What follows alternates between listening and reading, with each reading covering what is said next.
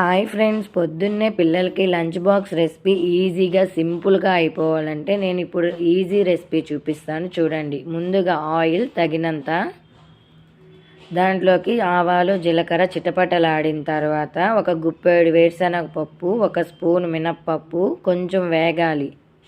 వేగిన తర్వాత 10 పలుకులు జీడిపప్పులు, 5 పచ్చిమిరపకాయలు చీలికలుగా కట్ చేసుకోవాలి. అలాగే కొంచెం కరివేపాకు, అవి కొంచెం వేగిన తర్వాత 2 ఎర్రగడ్డలు వేగేటప్పుడు ఒక స్పూను సాల్ట్ తగినంత.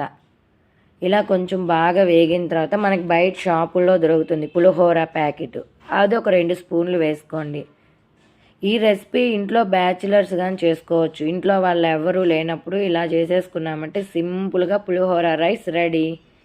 మనం ఉడకబెట్టుకున్న రైస్ని వేసుకొని కలుపుకోవడమే ఫ్రెండ్స్. సరే ఫ్రెండ్స్, మా వీడియో మీకు నచ్చితే ప్లీజ్ లైక్, షేర్, సబ్స్క్రైబ్.